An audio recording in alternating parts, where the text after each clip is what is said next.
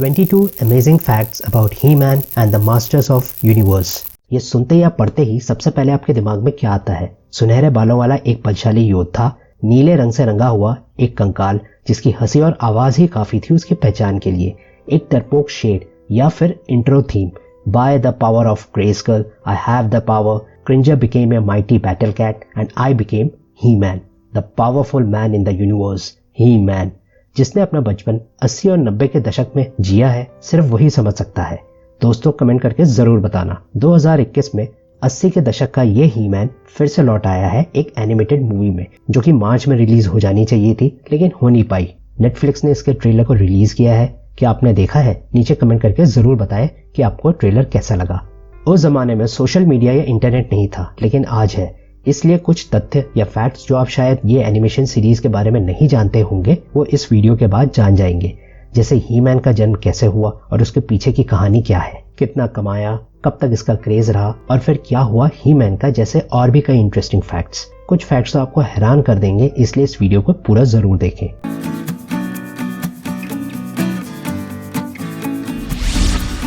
Fact number 1, metal नाम की company ने He-Man the masters of universe, जिनमें दूसरे कैरेक्टर्स भी आते थे जैसे स्केलेटर, टीला, मैन एट आर्म्स, ऑर्को और क्रिंजर, इन सबको बनाया। ये कंपनी खिलौने बनाती थी। इसने सिर्फ ही-मैन और दूसरे कैरेक्टर्स के खिलौने बनाए और फिर टेलीविजन सीरीज, कॉमिक बुक्स और वीडियो टेप्स भी बनाए, जिसमें से टीवी सीरीज फरवरी 1983 में रिलीज की गई। अगला फैक्ट, मैटल ने कैरेक्टर्स बनाए लेकिन इसको छोटे पर्दे पर उतारा एक एनिमेशन बनाने वाली कंपनी ने, जिसका नाम था फिल्मेशन। ये उस टाइम की छोटे बजट की कंपनी थी और यही कंपनी बनाने को तैयार हुई थी, क्योंकि मेटल इससे पहले ये ऑफर लेके बड़ी कंपनीज के पास गया था जैसे CBS, NBC और ABC, लेकिन सबने मना कर दिया। अगला फैक्ट, फिल्मेशन के प्रेसिडेंट लव शिमन ने सुझाव दिया कि 65 एपिसोड का पहला सीजन बनाया जाए और उसे हफ्ते के 5 दिन चलाया जाए, बल्कि दूसरी तरफ मेटल चाहता था कि हफ्ते में सिर्फ एक ही एपिसोड आए, वो भी सैटरडे की सुबह, जिसे दूसरी कंपनियों ने मना कर दिया था। लेकिन लव का ये फॉर्मूला मील का पत्थर साबित हुआ, जिसकी वजह से ये शो सुपरहिट हो गया और ये शो हर दिन लगभग 9 मिलियन लोगों द्वारा देखे जाने लगा। अगला फैक्ट, इस टीवी सीरीज की कहानी बहुत सिंपल रखी गई, ज्यादा कॉम्प्लिकेशंस नहीं डाले गए। एक क्यूट और हैंडसम सुनहरे बालों वाला प्रिंस है जो इटर्निया नाम के प्लैनेट में रहता है और ग्रेस्कुल की रक्षा करता है, जो एक महल है, क्योंकि स्केलेटर की गंदी नजर ग्रेस्कुल और उसकी जादुई शक्तियों पर है, जिसको पाके वो पूरे ब्रह्मांड का राजा बन सकता है। प्रिंस एडम इसी ग्रेस्कुल की शक्ति से ही-मैन बनता है और फिर सुरक्षा करता है, और साथ में दूसरे रक्षक भी उसका साथ देते हैं। अगला फैक्ट, दोस्तों क्या आप जानते हैं कि इस सीरीज का असली जिम्मेदार कौन है? वो है जॉर्ज लुकास, स्टार वॉर्स का जन्मदाता। जॉर्ज का क्या लेना देना ही-मैन से? अब जानिए कैसे।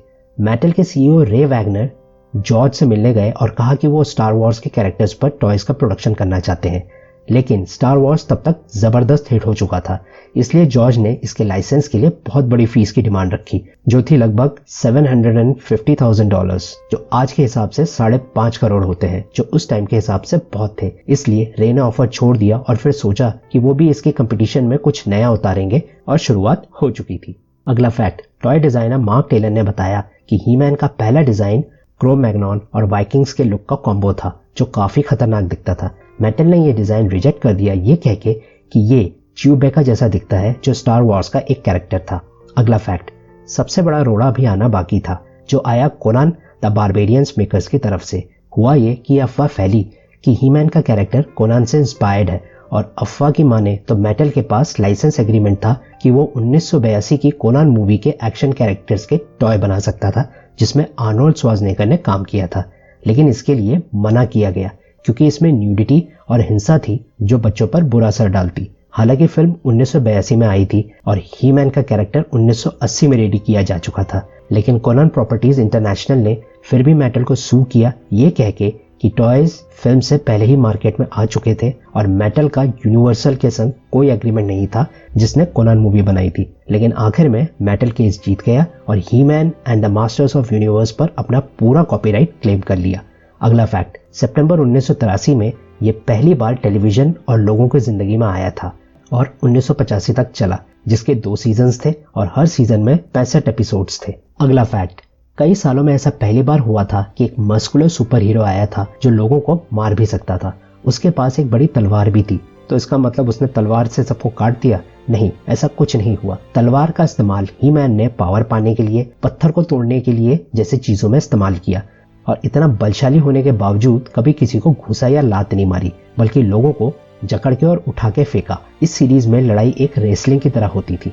अगला फैक्ट, ही मैन ने मेटल कंपनी को पहले साल $38 मिलियन कमा के दिए और 1984 तक ये कंपनी बिलियंस तक कमा चुकी थी। अगला फैक्ट, इसका क्रेज इतना भयंकर था कि आप इससे पता लगा सकते हैं। एक बार एबिलीन जो टेक्सास में है, वहां 1985 में ही मैन को ऑफ एयर कर दिया था, जिससे फैंस भड़क गए और कंप्लेंट्स की गई और शो फिर से ऑन एयर हो गया। फिर भी फैंस का गुस्सा शांत करने के लिए मेटल की तरफ से एक एक्टर को बुलाया गया जिसको ही मैन की तरह दिखाया गया।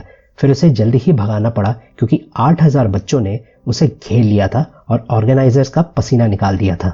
अगला फैक्ट, इस सीरीज के क्रेज को देखते हुए 1987 में मेटल ने मास्टर्स ऑफ यूनिवर्स करके फिल्म बनाई, जिसमें ही मैन का रोल हॉवी लॉन्ग को जाने वाला था, जो कि फुटबॉल स्टार था। लेकिन ये अफवाह थी क्योंकि आखिर में रोल गया डॉल्फ लंडग्रेन को। लेकिन ये मूवी कोई कमाल नहीं कर पाई और सिर्फ $17 मिलियन तक ही कमा पाई। बाद में फिल्म का सीक्वल बनाने का विचार हुआ, लेकिन डॉल्फ ने साफ मना कर दिया पहली फिल्म की यह हालत देख के। अगला फैक्ट, क्या आपको पता है कि ही मैन हाफ ह्यूमन है? उसके पिता किंग रैंडोर इटर्नियन है और माँ मार्लेना अर्थ से है, जो नासा में एस्ट्रोनॉट थी। एक मिशन में उसका स्पेस शटल गुम हो जाता है और किंग रैंडोर उसे खोज लेता है और मार्लेना से मिलता है और दोनों आपस में शादी कर लेते हैं। अगला फैक्ट, टीला जो एक सॉर्सरेस थी, ही मैन से ज्यादा पावरफुल मानी गई है क्योंकि अगर वो नहीं होती तो प्रिंस एडम ही मैन नहीं बन पाता। उसकी जादुई शक्तियों की वजह से ही मैन बन पाता है। अगला फैक्ट, इस टीवी सीरीज का मेन विलन स्केलेटर है और वो ही मैन का रिश्तेदार भी है। जी हाँ दोस्तों, स्केलेटर और ही मैन के पिता दोनों सौतेले भाई हैं। ये आगे के एपिसोड्स में बताया गया है। अगला फैक्ट, टीवी से पहले कुछ मिनी कॉमिक्स भी निकाली गई थी टॉयज की फर्स्ट सीरीज के संग, और ये 11 कॉमिक्स थी जो 1982 से लेकर 1983 तक निकाली गई, और ये कॉमिक्स डीसी कॉमिक्स ने बनाई थी। बाद में 1984 से जो कॉमिक्स बनी वो मेटल ने खुद बनाई, जो उतनी खास नहीं चली।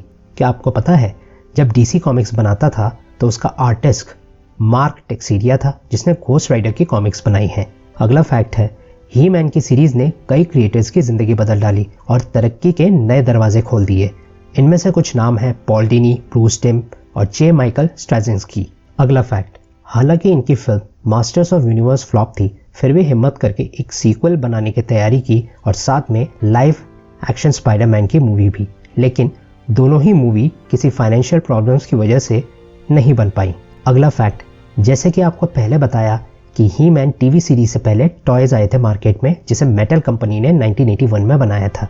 जब टॉयज बने थे तो ही मैन को 3 रूप में दिखाया गया था, एक बारबेरियन, एक सोल्जर और एक स्पेसमैन, और टॉय लाइन के लिए बारबेरियन वाला चूज किया गया।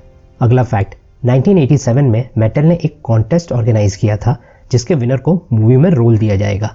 लेकिन मेटल मूवी को जल्दी बनाना चाहता था क्योंकि वक्त के साथ साथ मूवी का बजट भी बढ़ता ही जा रहा था, इसलिए किसी भी तरह जल्दीबाजी में कॉन्टेस्ट को कराया गया और मूवी के डायरेक्टर ने कॉन्टेस्ट के विनर को एडजस्ट कर ही लिया, और ये था रिचर्ड जिस्पोंडर, जिसने पिग बॉय का कैरेक्टर निभाया था।